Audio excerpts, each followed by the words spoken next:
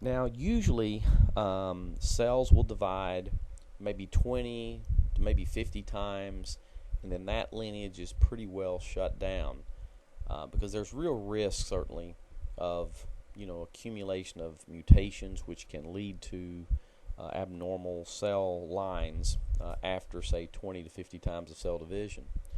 What they've found, researchers have found with cancer cells, is that in the lab anyway, they tend to be immortal. They can just grow and grow and grow.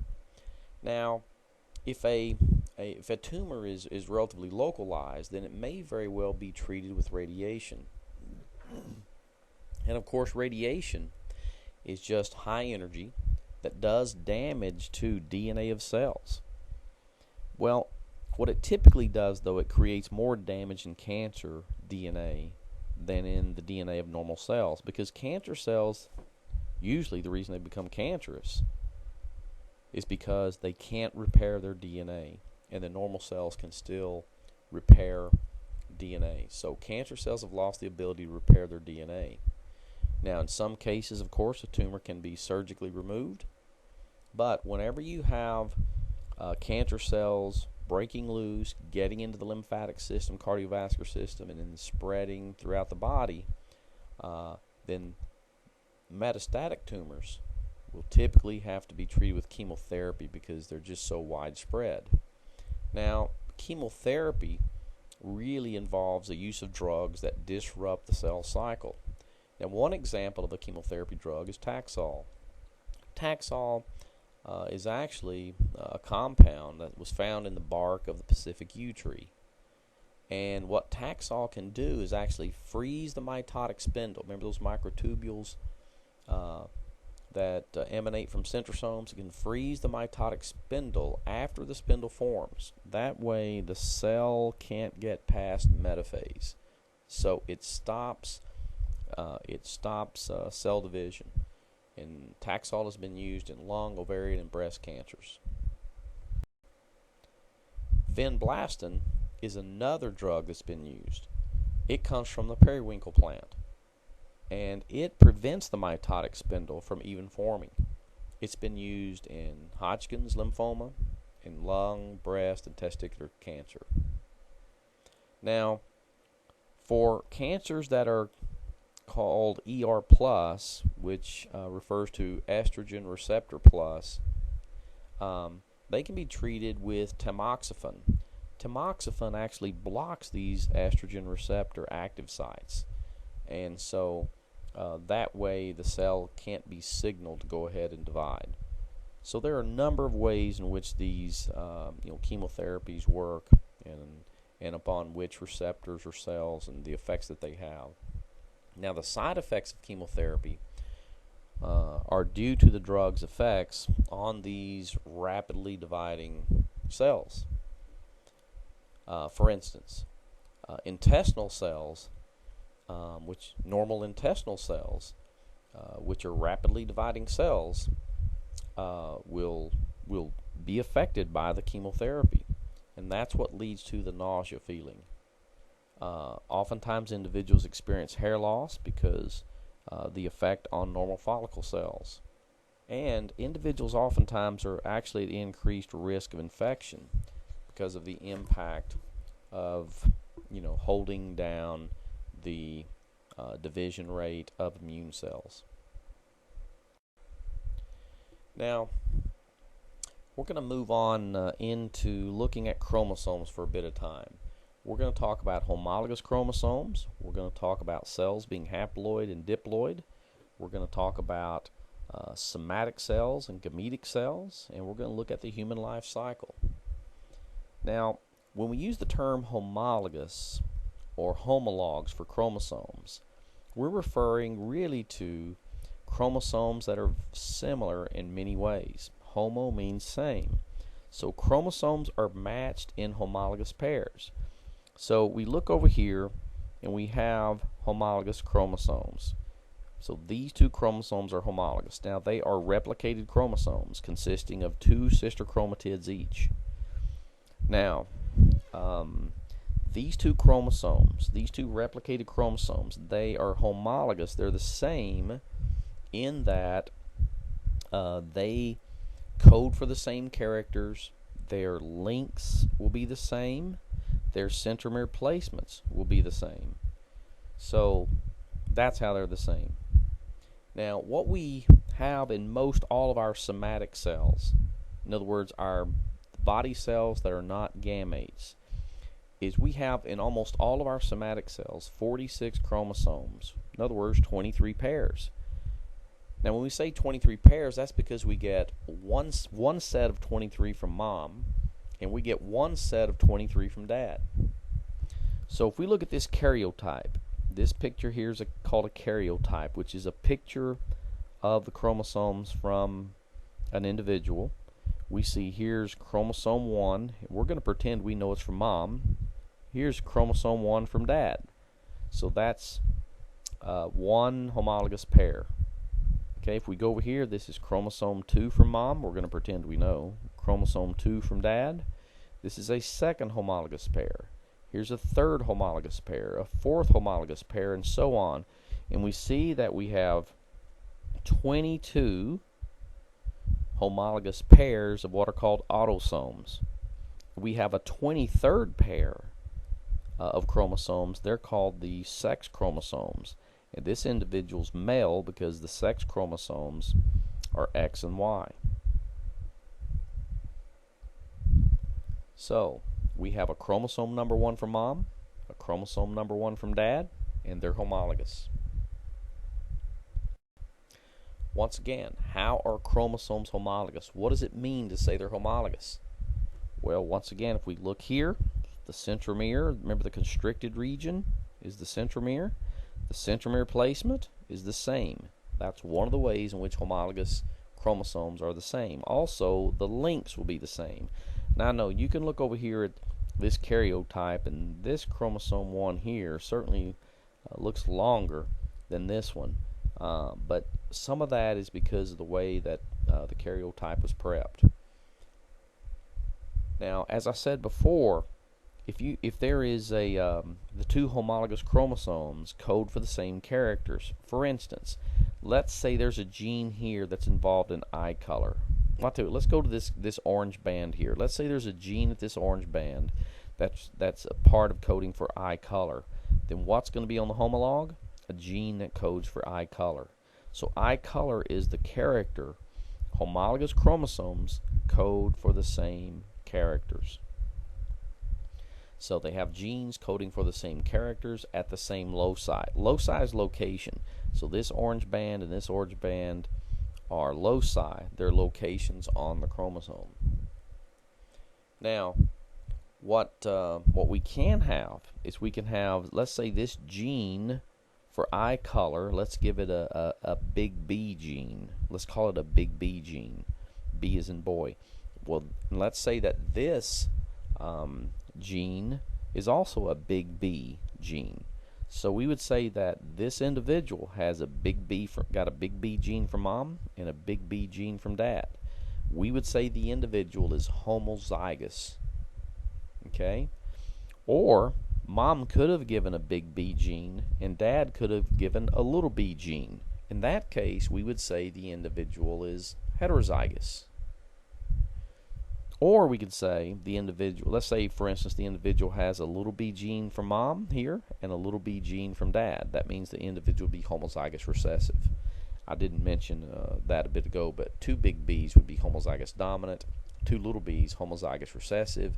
Having a big B and a little b is heterozygous. So the two genes on the two homologs, on the two chromosomes, can be the same, homozygous, big W, I use B's, or different, heterozygous, big W, little w. It could also be little w, which would be homozygous recessive.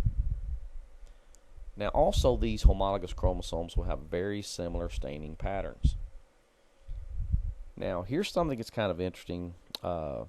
We've already said that the homologous chromosomes, they code for the same characters at the same loci.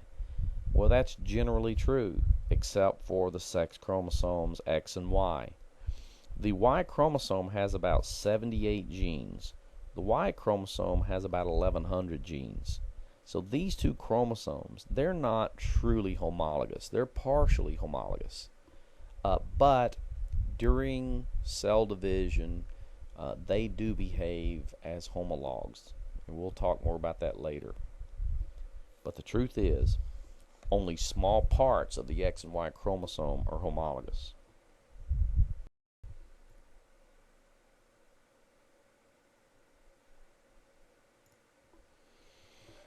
Alright, so let's go back to talking about the condition when two homologs are carrying different genes. In other words, the individual is heterozygous. Now, if we look down here, we can look at two replicated chromosomes. Here's a red replicated chromosome, here's a blue replicated chromosome. And we see on the red replicated chromosome there's a big C gene, and on the blue there's a small c gene. So the individual then is heterozygous for the C genes, and we're going to say that the C genes code for coat color in mice. Now, what is the difference between a big C gene and a little c gene? Well, the sequence of A's, T's, G's, and C's making up that gene, that's what's different about those two genes. It's the sequence of nucleotides that is different between the two. Now, also something else we want to point out is that whenever we use a capital letter like big C and the other allele is a little c, then that means the big C is dominant and the little c is recessive. That means the big letter gene, the big C in this case, can mask the effects of the other allele, the little c allele. Now, in this case, the little c is actually coding for white coat color, and that's recessive to brown coat color. So big C and little c are different alleles for coat color. They're different genes for coat color. They're found at the same locus on the homologs.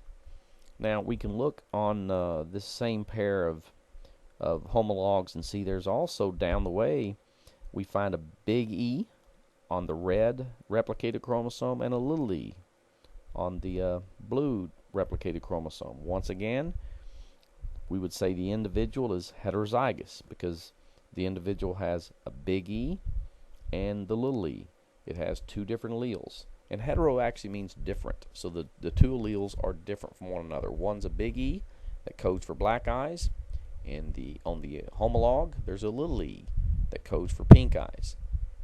So we're going to say that this cell from which that this cell is carrying the heterozygous condition for both coat color and eye color. Now, being heterozygous is part of what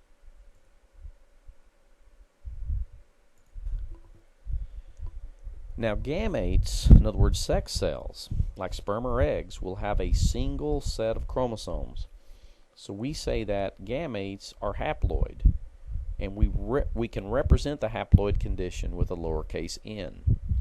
Now, most human body cells other than the gametes, in other words, most human somatic cells, will have two sets of chromosomes. And so we say that somatic cells are diploid, or sometimes we just represent that by 2n.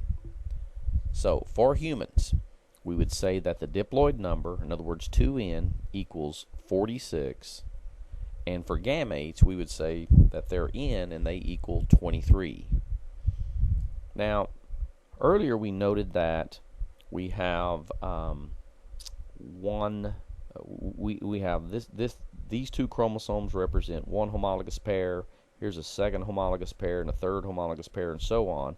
And we pointed out that the first 22 homologous pairs make up what are called autosomes, and the 23rd pair is actually the sex chromosomes. So what you have in a somatic cell, most human somatic cells will have, that would be what, 2, 4, 6, 8, 10, 44 autosomes and 2 sex chromosomes. So most human somatic cells will have this configuration. Now, the 2 sex chromosomes that you'll find in a female will be XX. Now, females receive one X from their mother, and they receive one X chromosome from their dad. Now, the two sex chromosomes for a male offspring will be XY, and a male offspring will always receive an X from mom and a Y from dad. Now, I say always, actually, there are exceptions. As I mentioned at the beginning of this slide, gametic cells have one set of chromosomes. That means they're N equals 23. An egg produced by a female human will contain 22 autosomes and one sex chromosome, which will be an X, because that's all a female can place into her gametes is an X sex chromosome. Males, on the other hand, when they build gametes, males will place 22 autosomes, and they'll place in along with the 22 autosomes either an X chromosome or a. Let's practice recognizing sets of chromosomes in cells. So, look at the drawing down here. We have this drawing, and of course you can certainly just read off and figure out the answers, but you're not going to gain much by doing that. See if you can think your way through this. So our first question is, does the cell below have homologous pairs of chromosomes? So when you look at this cell drawing, does it contain homologous chromosomes? Remember, homologous, same length, same centromere placement, code for the same characters. Staining patterns will be very similar. So one of the things I notice is that there's a large blue chromosome and there's also a large red. Well, these two are homologous. I notice that there's one medium red and one medium blue. These two chromosomes are homologous. And I see one small blue chromosome and one small red. Those two are homologous. So indeed, this cell does contain pairs of homologous chromosomes. Now, how many sets? I'm asking about sets. How many sets of chromosomes does the cell below contain? Well, there's a blue set, right? There's a large blue, medium blue, small blue. That is one set. These three blue chromosomes make up one set. And then we have a large red, medium red, small red. Well, these three red chromosomes make up a second set. So, this cell contains two sets of chromosomes. So, the next question, is the cell below haploid or diploid? Well, since it has two sets, it's diploid. Another question, how many chromosomes are in this cell? So we look at this cell and we see there's one large blue, one medium blue, one small blue. That's 3. And then we have 4, 5, 6. So what we have in this cell is we have 6 chromosomes. How many sister chromatids are in the cell?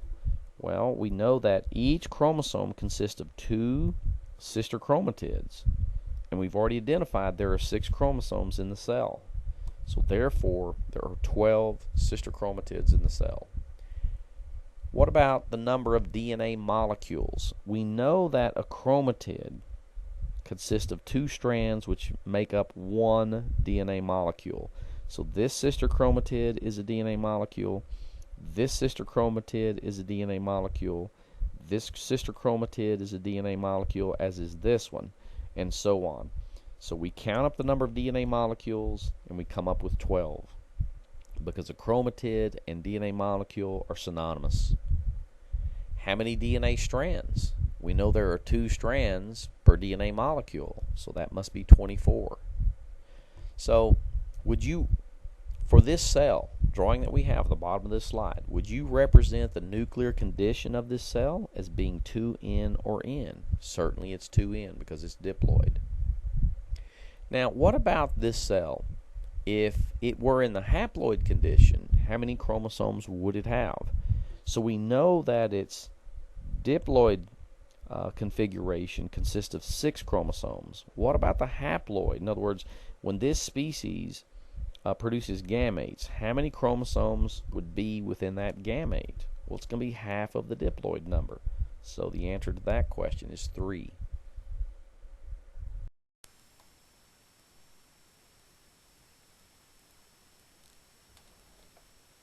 Alright, so we're going to take a look at the human life cycle. Now, we look down here at the human life cycle. We note that within a dad gamete, a sperm cell, there will be one set of chromosomes. That would be 23 chromosomes. Within the mom gamete, the egg cell, she too will place one set of chromosomes into her gamete. So we have these haploid gametes. And then during the event of fertilization, the two haploid gametes will fuse, and now what we end up with is with one cell that has two sets of chromosomes. And so that is a diploid zygote. It's one cell resulting from fertilization, and it contains two sets of chromosomes, one from mom, one from dad. Now that one cell will replicate its chromosomes, undergo mitosis, and in doing that, it will divide into two cells. And then those two cells will replicate their chromosomes, undergo mitosis, and then they'll divide into 4 cells. 4 cells will divide into 8, and so on, until eventually you end up with a 10 trillion celled individual, consisting predominantly of diploid cells, and mitosis gets us to that point. Now, over here, we have a couple of individuals that have reached this 10 trillion celled level, and within each of them are specialized tissues. These are gonadal tissues. Now, the gonadal tissues will be carrying out meiosis. So within males, the testes; within females, the ovaries. And as the gonadal tissues have some cells undergoing meiosis, that means taking a diploid cell, reducing the number of chromosomes to the haploid condition. That way, haploid gametes are produced so that fertilization can occur again. And of course, this process continues time and time again, and that leads to perpetuation of the species. And of course, for the human species, we're now up to somewhere around 7 billion people on the planet. So it's the interaction of mitosis and meiosis that enables. Now, meiosis, as we've already hinted at, actually reduces the number of chromosomes within a cell. Now, we're going to divide meiosis into two events, essentially, meiosis 1 and meiosis 2. Now, the drawing down below, we have this leftmost drawing, and we see a pair of homologous chromosomes, and they're within the diploid parent cell. So we have a blue chromosome, we have a red one. And just keep in mind that the blue chromosome really represents, let's say, 23 paternal chromosomes in a human, and the red single chromosome really represents 23 maternally derived chromosomes. Now, what we're going to do with each of these two chromosomes is go ahead and replicate them, and we're going to do that during the S part of interphase. So once we get that done, then we're going to end up with all chromosomes being replicated or duplicated chromosomes, and that's what's shown in the second picture. We have a red duplicated chromosome consisting of 2 sister chromatids. We have a blue duplicated chromosome consisting of 2 sister chromatids. Now, what we're going to do by the end of meiosis 1 is we're going to take one of the homologs, because there are 2 homologous chromosomes, or 2 sets of homologous chromosomes within the individual. We're going to take one of the homologs, place it into one cell.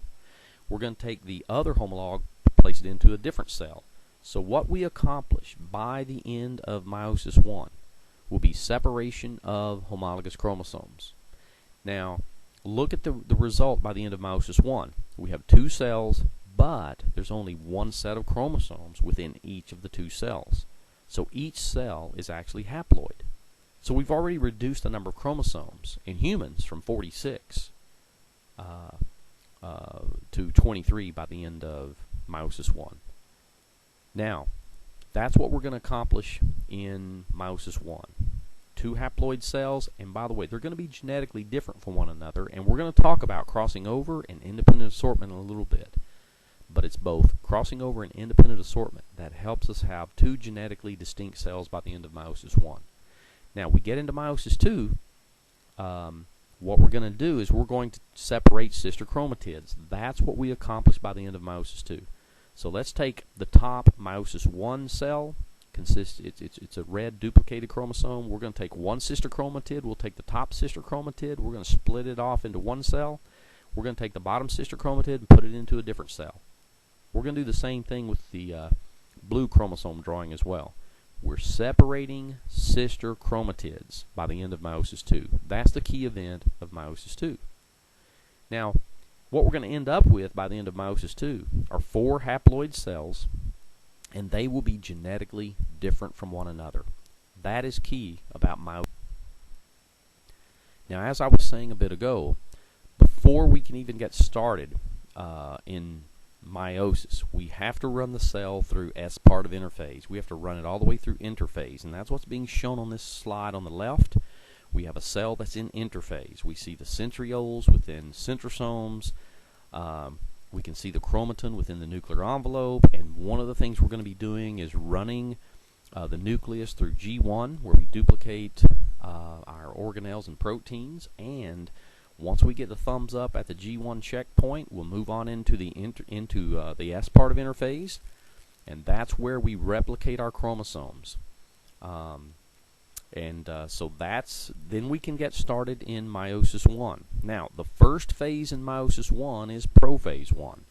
Now, in the prophase I drawing, one of the things you see duplicated chromosomes. So we know S part of interphase has occurred, and something else. We see homologous chromosomes are pairing up. That's unique to prophase I.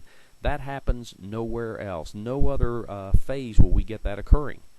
Before I get to that, though, let me go to something else, then I'll come back to some of the unique features of prophase I again. But some of the common features of prophase I, we see the mitotic spindle. Those are microtubules that are being built out of the centrosome area. That's something that's going to be going on in prophase I. Also, notice the positioning of the centrosomes. They're away from one another as compared to where they were in interphase. So the centrosomes began moving poleward. So they're going to move away from one another. And then we also notice that if you compare the nucleus of a prophase I cell to that of an interphase, we can see, the chromosomes much better in prophase I. That's because the chromosomes have begun to condense.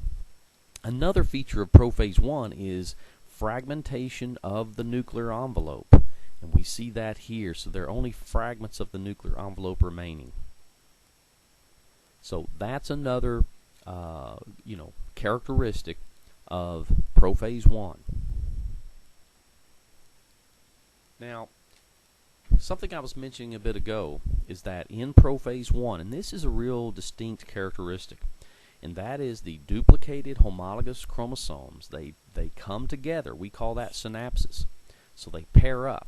And what they do is they align themselves gene by gene. So the chromatids align themselves gene by gene. And when I say the chromatids, you have like a blue chromatid and a red chromatid pairing up gene by gene. And that will happen between the homologous pairs. As they do that, then what that forms is a tetrad, because that configuration, that synapse configuration, consists of 4 chromatids together. So we call that a tetrad. Now, a critical characteristic of prophase I, and this is a characteristic you must remember about prophase I, is that non-sister chromatids within a homologous pair will switch pieces with one another. We call that crossing over. And that is a critical event in prophase I. What that does is that puts together new gene combinations so that the offspring will be genetically distinct or different from its parents. Now, another thing that's going on in prophase I is that there will be microtubules as the centrosomes continue, moving to the poles, and they get to the poles. Some of the spindle fibers, some of the microtubule spindle fibers, will begin attaching to the kinetochores. Remember, the kinetochores are proteins at the centromere regions of chromosomes, and you'll have a microtubule attaching to a kinetochore of one of the homologs, and that will be from one pole, and then you'll have on the other homolog a microtubule from the opposite pole attaching. Now, what's going to happen is that's going to help the chromosomes move toward the metaphase plate, because we're going to have that whole tug-of-war thing going on. between the opposite pole microtubules. Now remember, we call them kinetochore microtubules because they're attached to the kinetochores. Now, following prophase 1 and that whole tug of war thing, the tug of war leads to a stalemate which places the homologous pairs on the metaphase plate. So they're essentially kind of lined up in the middle of the cell, but as they're lined up as pairs. Now this happens only in metaphase 1. The only time you will see homologous pairs of chromosomes aligned along the metaphase plate is metaphase 1. That happens in no other phase. That is the key unique component of metaphase 1. Now notice within the metaphase 1 drawing, we have a red chromosome on top, and then a blue, and then a red moving left to right. And then what do we have on the bottom? We have a blue, red, blue. So that's only one possible orientation for these six chromosomes. You could have had all red on top, blue on bottom. There could have been some other combination of red and blue on top and bottom, and the term for that is independent assortment. So anytime we use the term independent assortment, I need you to keep in mind that refers to the random orientation of homologous pairs of chromosomes at metaphase 1. Okay? So you don't always have the red on, say, the top and the blue on the bottom of the metaphase plate. That is not the case. That's one possible orientation. But there are others, and the orientation that these homologous pairs align themselves at metaphase 1 varies from one meiotic event to another. So anytime we use the term independent assortment, you now know it refers to the random orientation of the homologous chromosomes at metaphase 1. Okay, now following metaphase 1, we have anaphase 1. Now in anaphase 1, what we have motor proteins within the kinetochores, the little black buttons that we see here on these replicated chromosomes. Remember, the black button represents a kinetochore protein, and within that kinetochore protein is another protein called a motor protein. And what the motor protein does, it's kind of like Pac-Man. It starts chomping its way along the microtubule to which it's attached. Okay? Now we know that one of the homologs is attached to a microtubule, say in this case from the north centrosome, the top centrosome. The other homolog of that same pair is its kinetochore, its motor protein is attached to a microtubule that emanates from the bottom centrosome. And so by the motor proteins of the different kinetochores chomping their way along the microtubule, we get separation of sister chromatids. So oftentimes we'll say the motor protein is kind of like Pac-Man. It moves its way along the microtubule towards the centrosome pole, and that leads to separation of the homologous chromosomes. Now, one of the things we notice, though, is that the homologs still consist of two sister chromatids, so they're still in the replicated or duplicated state. Now, following anaphase 1, we have telophase 1 and also cytokinesis. Now, if you look at the telophase 1 drawing, you see that some key features is that the homologous chromosomes have the one set of chromosomes has made its way into essentially what's becoming a daughter cell, and the other set has made its way into what will become a daughter cell. So the chromosomes have arrived at the appropriate poles. There's been separation of the homologous pairs, and so each pole, which will become two different cells, has a haploid number of chromosomes. Now, if you notice within, say, this top telophase 1 cell, you can see the nuclear envelope beginning to build again.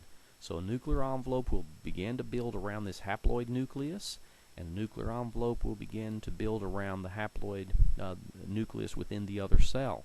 So one of the key things, though, I want to point out is that, once again, within each nucleus of the two cells, there's one large, one medium, and one small chromosome. And so each nucleus, it contains a haploid set of duplicated chromosomes. And that's unique. You find that in no other phase other than telophase 1. Now, the other thing that's going on, we see, is that this animal cell is beginning to kind of pinch in a bit at the center. And we call that cytokinesis, which is when the cytoplasm divides. And so what we have by the end of telophase 1 and cytokinesis is we have two haploid daughter cells, and they are genetically different from one another. Look what we have. We have what, a blue, if we look at the top telophase 1 cell, we have a blue small chromosome with a red tip. We have a large red chromosome with a blue tip and with some blue tips and so on, and that's not what you see in the other cell. They're genetically different from one another because of independent assortment, metaphase 1, and crossing over in prophase 1. So two genetically distinct haploids. Now, we finished up with meiosis 1. We've separated the homologous chromosomes. Now we're going to run those two cells through meiosis 2.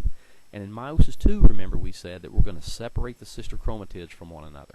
So we're going to move on into prophase 2, and we see fragmentation of the nuclear envelope. We see the mitotic spindle beginning to build. We see the centrosomes beginning to move apart, moving poleward.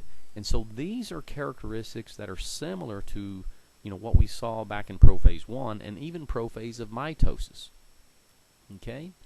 Now, another thing we're going to start to see are kinetochore microtubules actually aiding the movement of the chromosomes toward the metaphase plate. Now, a key thing, though, is to keep in mind that there will be no synapses, because synapses occurs between homologs, and you only have one set of chromosomes in prophase 2, so there can't be synapses. And since there can't be synapses, there can't be any crossing over. Then we get into metaphase 2, because that whole tug-of-war thing that began in prophase 2 enabled the alignment of the homologous set of chromosomes along the metaphase plate.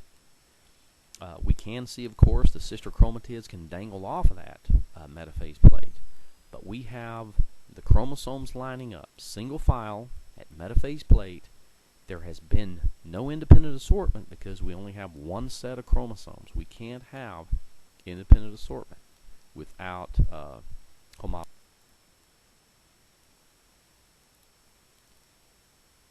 Now we move on into anaphase 2.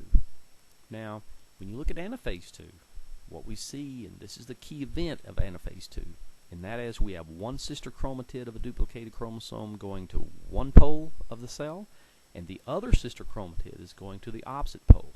So what we get in anaphase 2, separation of sister chromatids. And keep in mind, that's accomplished by way of the motor proteins that are contained within the kinetochores. So we get these sister. Following anaphase 2, we have telophase 2 and cytokinesis. Now, if we look at the drawing for telophase 2, we see that one cell we began with back in prophase 2 is now splitting in half, and each of the two resulting cells are haploid, consisting of chromosomes that are not duplicated. So we have four resulting cells, and they're going to be genetically different from one another. That is certainly key to telophase 1, and of course we have the cells dividing, and of course that's what cytokinesis really refers to, as division of the cytoplasm. So this pinching in, this is what we call cleavage furrowing, is the result of cytokinesis, or we refer to it as being cytokinesis. Now, if we do a comparison of mitosis and meiosis, I think this will kind of help bring out some of the key distinctions that we have pointed to. So we have this theoretical cell, and its diploid number is 4, and that's what we have in the center part, at the upper center part of this drawing, is we have one large red, one large blue, one medium red, one medium blue. That's 4 chromosomes. They're in the non-replicated state.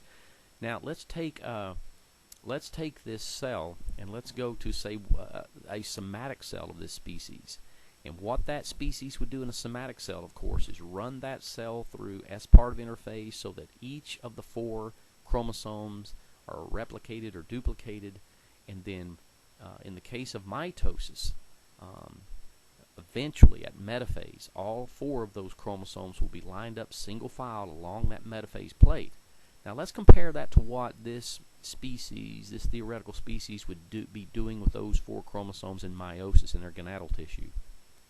All 4 chromosomes would be run through S part of interphase, and then look how they would line up in metaphase 1. They would line up as pairs, which is very different from what we get in metaphase. Now keep in mind too, a key distinction, a key difference would be back in prophase 1, synapses and crossing over. And keep in mind at metaphase 1, in this particular drawing, we have the 2 red chromosomes on the left, the 2 blue on the right, but there could be other configurations, and remember we call that independent assortment.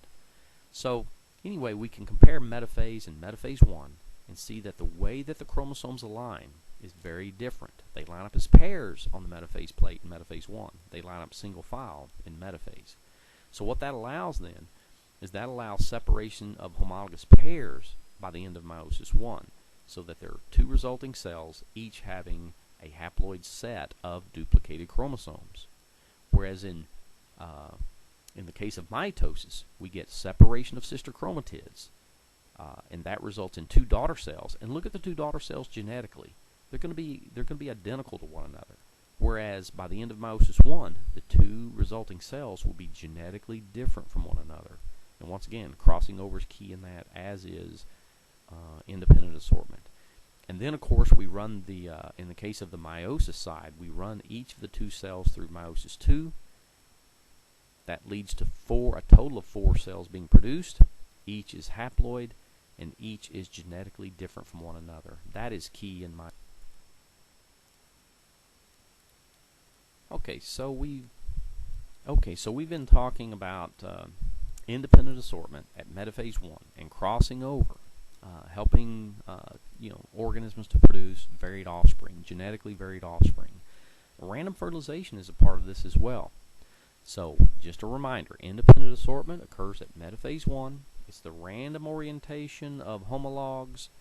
We see that being shown to us here in the 2 drawings, possibility A, possibility B. Notice that in possibility A we have the 2 blue chromosomes on the left, the 2 red on the right. That's one configuration at metaphase 1. We go to possibility B, and we can see a blue and a red on the left and a red and a blue on the right of the metaphase plate, and that's a second. So that is independent assortment, random orientation of the homologs at metaphase 1. Now, in the case of determining the number of orientations at metaphase 1, all you have to do is take to the n power, where n is the number, the haploid number of chromosomes. So for instance, here's a question. We'll see if we can kind of figure this out. How many different gamete combinations can a species that contains 4 chromosomes in the diploid state produce? Now remember, the number of combinations is going to be 2 to the nth power, and n is the haploid number. So what's the haploid number going to be for this species? Well, it's going to be 2. So 2 to the 2 squared to the 2 power equals 4. There are 4 possible arrangements at metaphase 1. What about if the 2n number for species is 10? Well, that means its n number would be 5. So we would take 2 to the 5th power. That means there are 32 possible arrangements at metaphase 1 of the homologous pairs in terms of red and blues lining up, lining up at metaphase 1. But what about humans? Well, we know our diploid number is 46, so that means our n number is 23. And if you take 2 to the 23rd power, that's some 8 million possible arrangements of our homologous pairs at metaphase 1. So whenever a gamete's produced, and we're looking at one gamete, that's only one of about 8 million possible combinations. So that's, if you come from a big family, and that's part of the reason that your siblings are going to be different from one another, is because of independent assortment.